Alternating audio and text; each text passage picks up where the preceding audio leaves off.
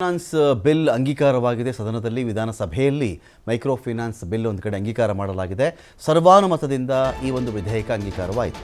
ಅದೇ ಕಾರಣಕ್ಕೂ ಗ್ರಾಮೀಣ ಭಾಗದ ಜನರು ಮೈಕ್ರೋ ಫೈನಾನ್ಸ್ ಮೇಲೆ ಅವಲಂಬಿತರಾಗಿರ್ತಾರೆ. ಅವರಿಗೆ ಕಿರುಕುಳ ಆಗಬಾರ್ದು. ಸಾಲ ಕೊಡೋದು, ಸಾಲ ವಸೂಲಿ ಮಾಡೋದು ಇದ್ದೇ ಇರುತ್ತೆ. ಆದರೆ ಆ ಒಂದು ಹೆಸರಲ್ಲಿ ಕಿರುಕುಳ ಮಾಡೋದು ಬೇಡ, ಹೆಚ್ಚುವರಿ ವಸೂಲಿಗಳು ಬೇಡ ಅಂತ ಇಡೀ ಸಾರಾಂಶ ಇದರಲ್ಲಿರ್ತಕ್ಕಂಥದ್ದು. ಸರ್ವಾನುಮತದಿಂದ ಒಂದು ವಿಧೇಯಕ ಅಂಗೀಕಾರವಾಗಿದೆ. ಕರ್ನಾಟಕ ಗಿರವಿದಾರರ ತಿದ್ದುಪಡಿ ವಿಧೇಯಕವನ್ನು ಅಂಗೀಕಾರ ಮಾಡಲಾಗಿದೆ. ಇಲ್ಲಿ ಕರ್ನಾಟಕ ಬಡ್ಡಿ ಮಿತಿಮೀರಿದ ನಿಷೇಧ ವಿಧೇಯಕವನ್ನು ಅಂಗೀಕಾರ ಮಾಡಲಾಗಿದೆ. ಇಲ್ಲಿ ಲೇವಾದೇವಿದಾರರ ತಿದ್ದುಪಡಿ ವಿಧೇಯಕಕ್ಕೂ ಕೂಡ ಇಲ್ಲಿ ಅನುಮೋದನೆ ಸಿಕ್ಕಿದೆ. ನಮ್ಮ ರಾಜ್ಯದಲ್ಲಿ ನಮ್ಮ ಅಂದಾಜು ಒಂದು ಅಧ್ಯಯನ ಮಾಡಿದ್ದಾರೆ.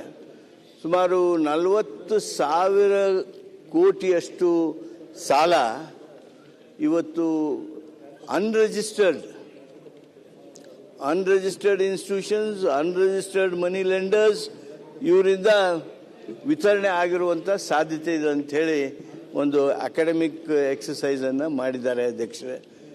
ಆಮೇಲೆ ಇವೆಲ್ಲ ಅನ್ರಿಜಿಸ್ಟರ್ಡ್ ಇನ್ಸ್ಟಿಟ್ಯೂಷನ್ಸ್, ಅನ್ರಿಜಿಸ್ಟರ್ಡ್ ಮನಿ ಲೆಂಡರ್ಸ್ ಅಂತೂ ಬಡ್ಡಿ ಯಾವ ಪ್ರಮಾಣದಲ್ಲಿ ಹಾಕ್ತಾ ಇದ್ದಾರೆ ಅಂದರೆ ಅದು 12, 14, 15, 18 ಅಲ್ಲಿವರೆಗಲ್ಲ, 20ವರೆಗೂ ಅಲ್ಲ. ಕೆಲವು ಕಡೆ ಪ್ರತಿ ತಿಂಗಳ